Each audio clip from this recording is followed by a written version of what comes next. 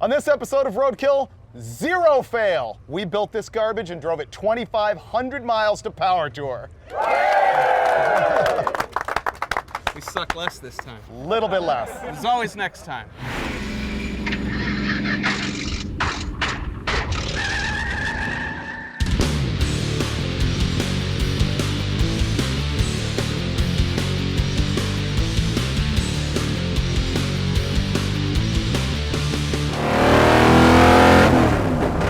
Last time on Roadkill, you saw us working on this car, our 55 Chevy Gasser with 530 cubic inches and 700 horsepower worth of Mopar Hemi in it.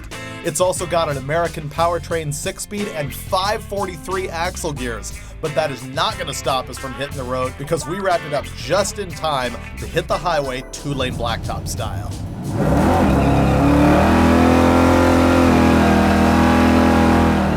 Well, car has a new name and a new home because we got kicked out of the hot rod garage when they decided to kill the power last night at about 8.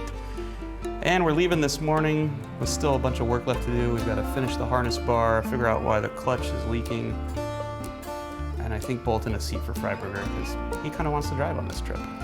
And where are we going? North Carolina. Charlotte.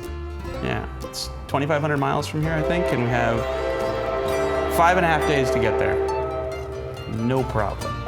I have complete faith in this automobile. We hit Finnegan's shop at 6 a.m., hoping to get on the road by around noon, but that didn't work out. It turned into a full 12-hour thrash. This is all that sits between my spine and that back brace for the next 2,500 miles. Iron Man. I haven't been further than around the block in my 55, and now I'm driving to North Carolina. No problem. Except for that. That's not good.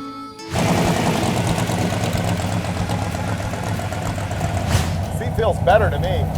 Oh God, it's so much stiffer now. There's a brace in there. Yeah, but that's good. I thought it was gonna break when I was driving it. You only like it because you have the back of a 103-year-old man. Yeah. Me, this is a little harsh for. It's a little rough. Little stiff. Well, it made it around the block, so I figure we're good for 2,500 miles. Hit it. We won't even need an oil change. We might.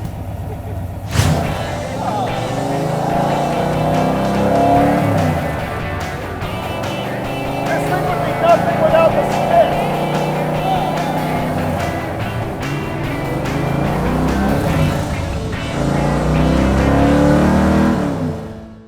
It's Monday now.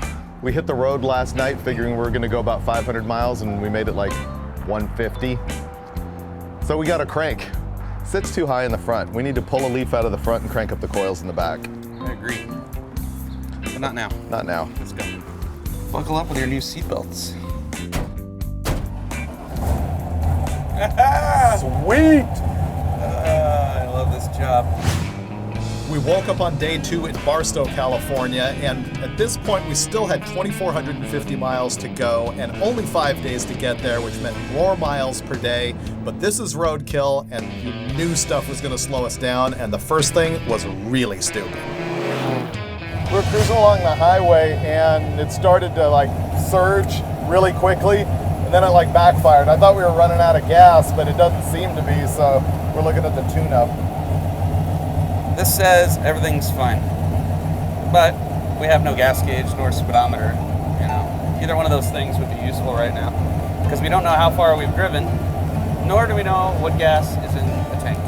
We do know volts, oil, and temp, which is better than normal. So I say, we're living large. Let's go. Be fine.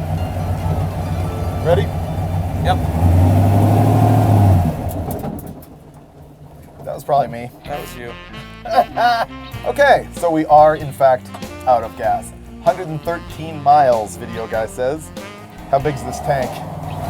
16. 7 miles per gallon. You were going allegedly 95 to 100-ish at certain points of that. Yep. Up a mountain, so. Maybe the Hemi and the Chevy wasn't such a good idea after all. This is going to be expensive. Oh boy. Let's just start running the 87. Here's a question. Will 5 gallons get us 17 miles to Seligman, Arizona? 5 times 7. Yeah, if we're still getting 7 miles to the gallon, that gets us there. Okay. I feel like an orange Challenger. I think all of the Challengers are orange. You ever notice that? Quite a few. Okay, you want to drive? Sure. 17 miles to Seligman? I'll eat, get a food coma, and make you drive again? Yeah.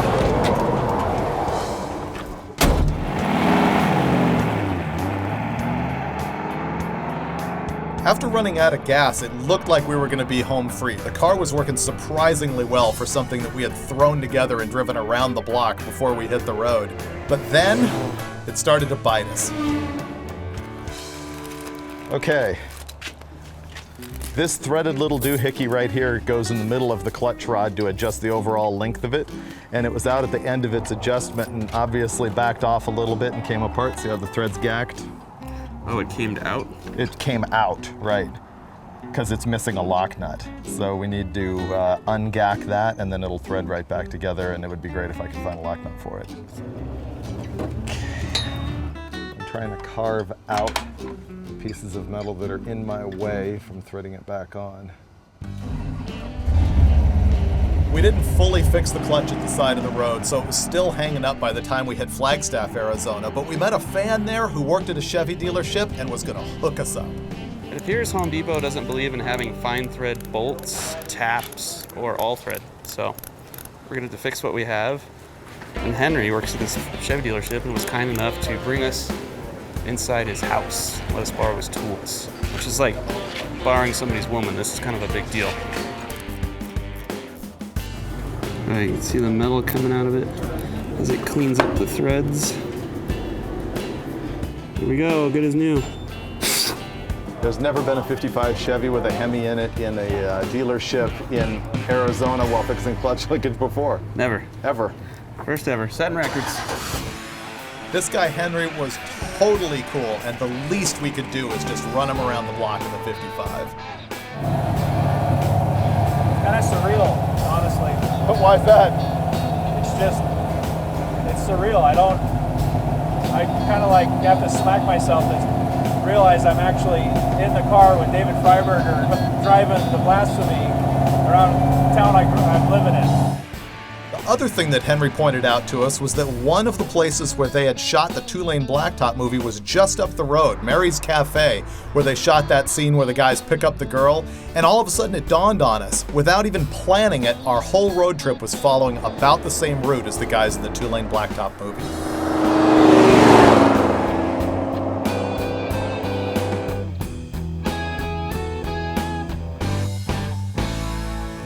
We had to pull over because there was so much smoke in the cabin. It was just brutal, and it seemed like the regular Roadkill exhaust leak, but we can't find that.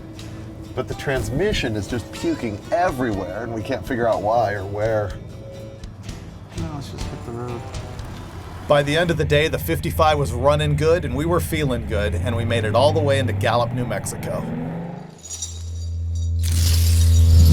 Got about 4 hours of sleep in a seedy motel in Gallup, New Mexico. And we got, I don't know, about 650 miles we need to go today. One thing we've been battling the whole time on this trip is that the clutch pedal feels funky. And I got it so that it was really good, but then the adjuster screwed itself out and it fell apart yesterday. And ever since then, we haven't been able to get the clutch pedal to feel right. So I put in some more adjustment today.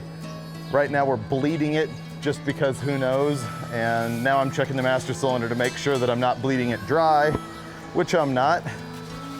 So we're gonna give this another shot. Okay, pump her up. 1, 2, 3, holding. Yeah, Hey, that had air. Yeah, it went all the way to the floor when I was holding it. I think it's better. It still has that little kink in it, but I think it's better. This slot is all the way down. That is not coming out, and there's no way to get a wrench on that. And the other side, it's rammed up against the firewall. Better. Move it more. Yeah, go just a hair more because it's got a little bit of rub still. So it is bottoming on that, or not bottoming on the piston, but rubbing the underside of the piston. Yeah, that was the problem. Okay, let's stop somewhere and get fluid, Okay. because it's now pretty low.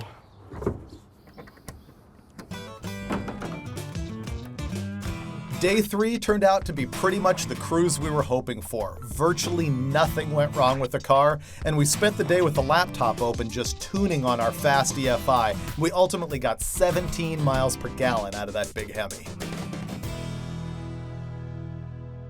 Ooh, it is Africa hot. It's about 100 degrees out. Car's running at about 215 degrees, and all of a sudden it just turned off. Not sure why, so we coasted for a little while and turned it back on. It fired right back up, so I don't know. We'll keep going, I guess.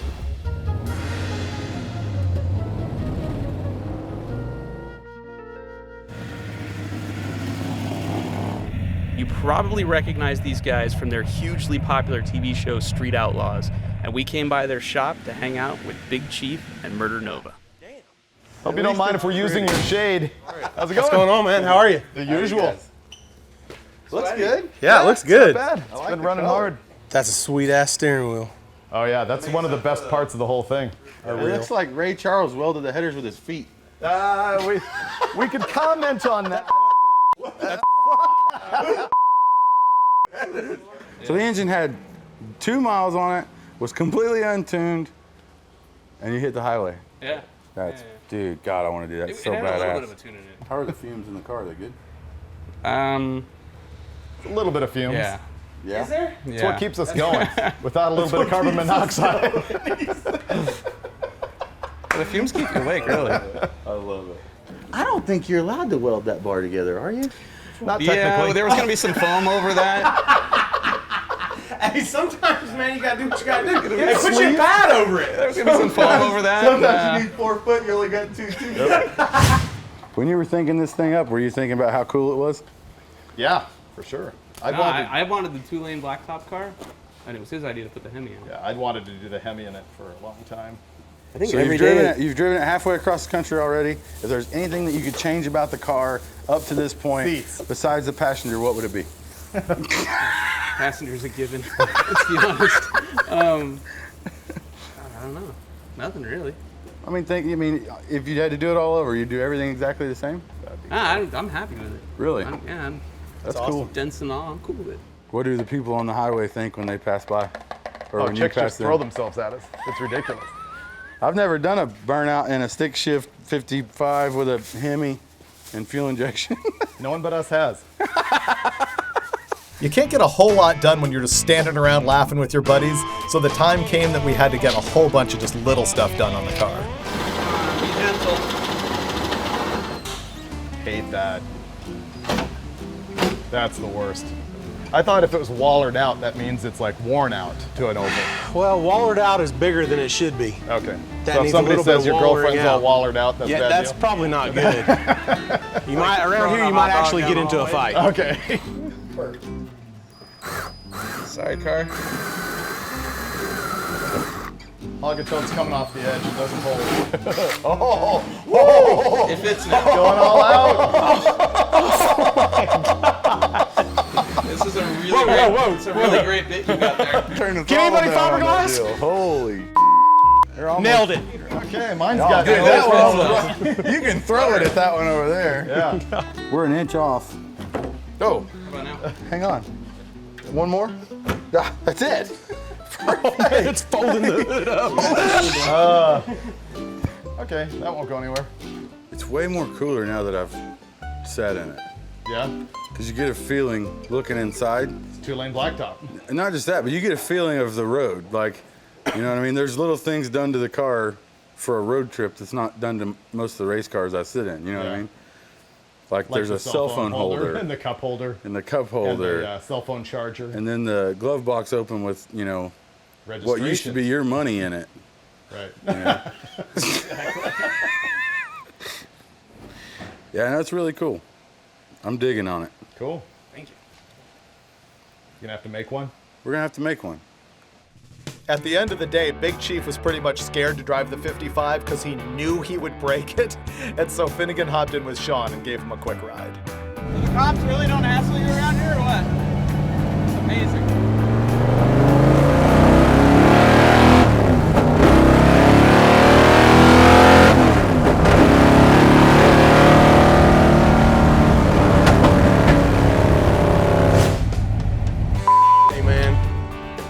Badass. Thank you. Thanks, man. Hey, thank Good time. Thanks for helping, for hanging out. It was awesome. Had a lot of fun. Yeah, that was great. Thank you. I can't believe they let us ruin their shop all day.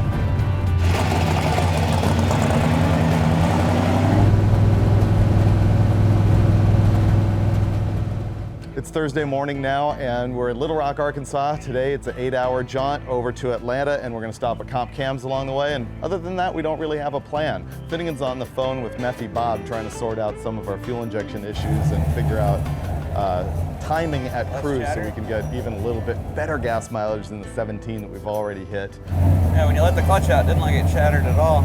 Yeah. It's surging a little bit right here though, huh? Okay, hold on, let me fatten it up a little.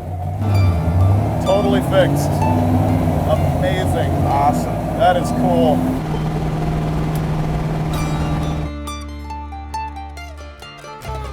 We're just pulled over now in Arkansas because we had a little bit of oil mist on one of the GoPros on the back of the car, but we don't think it's any big deal. It's kind of normal stuff.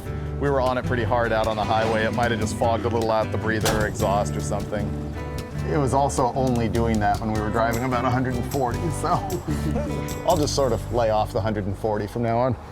The back of the car is ice skating right now. Told you, 10 miles an hour. I think those two teeny tiny grooves in those slicks are the only thing saving us right now. Hi there, I'm driving in the rain on drag slicks right now, and I'm looking for some new rear tires. I'm wondering if you have something like a 275/60/15. Do you have any 15-inch tires at all? That wasn't boring. Wow. I've heard of guys only being able to go like 8 to 10 miles an hour on drag slicks in the rain. I don't know if that's good or bad, but we just went 35. So still alive, still in one piece, still making progress. Right outside of Memphis, it started to rain really badly. And in case you hadn't noticed, we're driving this thing on drag slicks. And that meant we were not going to be able to stop at Comp Cams and visit our buddies there in Memphis. We had to keep on the road and just make time.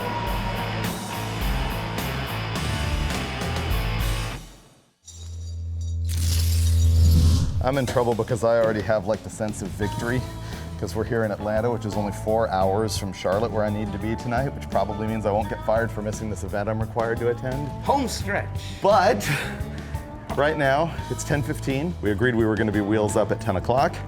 We're going over to Rutledge Wood's house, and he's going to throw us out by at least noon, I'm guessing earlier. And then we're going to hit the road and hope that we make it. We're huge Top Gear fans. So if we're going through Atlanta, we gotta stop by Rutledge Wood's house. Sure. Yep, that'd be it. Oh, look at that. It drove that from LA. Yeah. That thing is so awesome. Sorry to stink up your town. It's so much more ridiculous than I thought. I'm so impressed at the sheer size of your nuts. You've seen Top Gear. Like, we do some pretty dumb stuff. This is much dumber than the things that we do. I don't know, dude. Can I see the van? Oh, please. Yeah. I've never actually. Yeah. I saw it at SEMA, but I've never. I wanted like the hot rod family hauler that could still pull a trailer. So it's on a 99 2500 frame that we shortened. That's a big project. It's a big project because you kind of don't know. Now it's got cats on there, and it comes out both sides. It's got really nice sheet metal work. Yeah, this is bead rolling. This is Lucra out of San Diego. And so they built the dash for me, did the engine cover. Wow. That's really but nice. it's got vintage air. It's got a GPS speedo because I learned that lesson too. I made it to Bristol, Tennessee in like 4.5 hours, and apparently it's like a 6-hour trip. What's the name?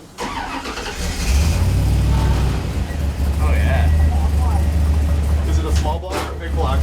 Small block. It's the 6-liter. Yeah, it's a 6.2 LS3, 525 horse. You kids want to go for a ride? Yeah, spin it around. Rutledge's van is an all-aluminum bodied 49 Chevy Curbmaster. Not exactly your mainstream hot rod, but a lot of fun.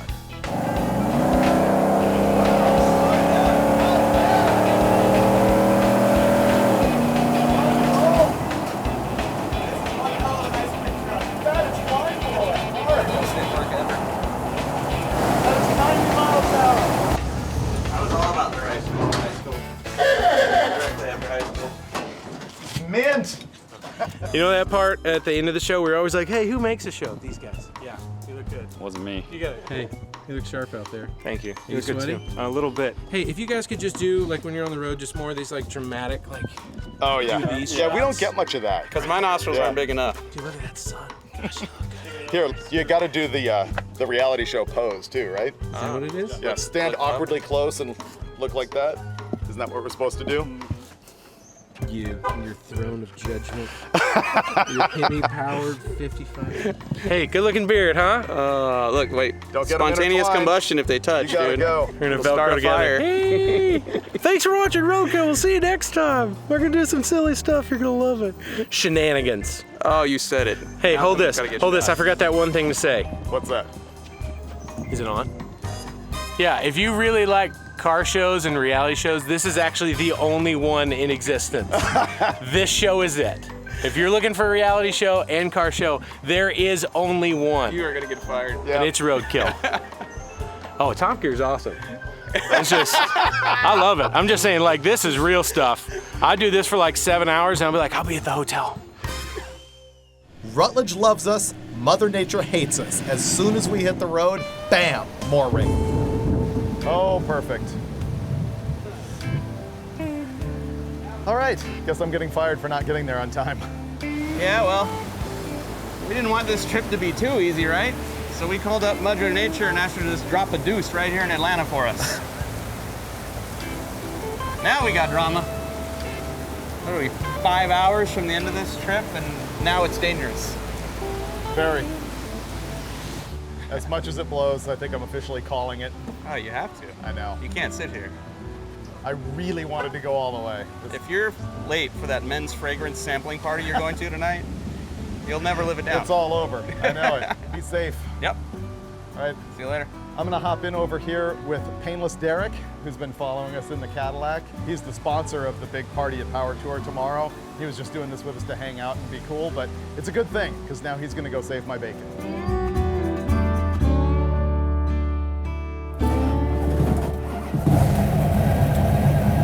Oh, good, a traffic jam. I've never been so happy to see slow cars in my entire life. Woohoo! Yeah, everybody's got to slow down. I just got passed by a horse trailer. That's all right. We're moving. It was a big letdown for me not to be able to ride all the way to Charlotte, North Carolina with Finnegan in the 55. But you know what? That moment when he finally made it and rolled in, completely road weary and terrified from the rain, and the fans just crowded around the car, he and I grabbed a Corona, gave each other a toast, and it was like, man, we did it.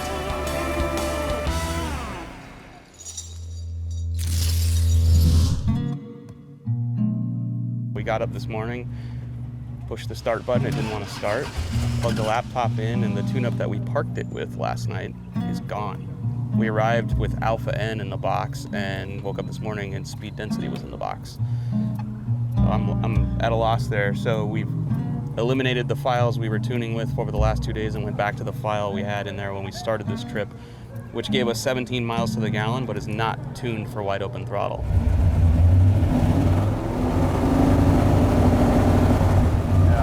Alternator's dead. That's part of the problem with this thing is the injector offset. Yeah, It's too wide of a window. it needs voltage. Yeah, see, it's going down. How did it work last night? All right, let's just get to the event, because this isn't going to run very far. We knew things had been going too easy on this trip, so of course the Roadkill curse bit us at the least opportune moment. 2,500 miles, and here we are. Ready? Way too low. The battery no likey. It doesn't have enough voltage to trigger the ECM. Just hook it up. That's it. I don't think so. Okay. All right, lifesaver. That could be helpful, yeah.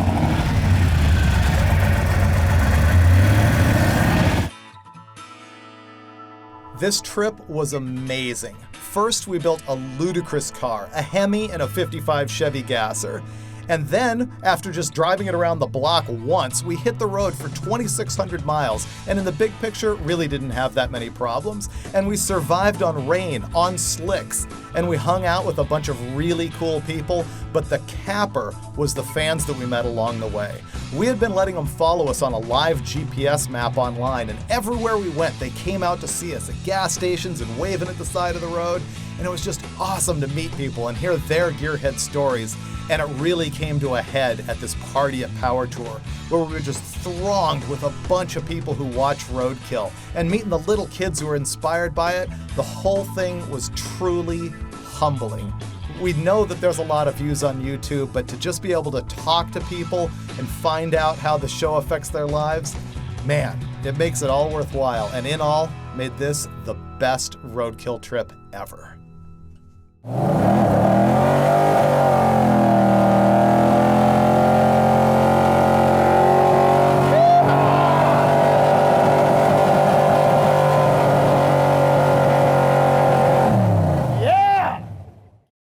You built the motor, and it's your car, It's my car.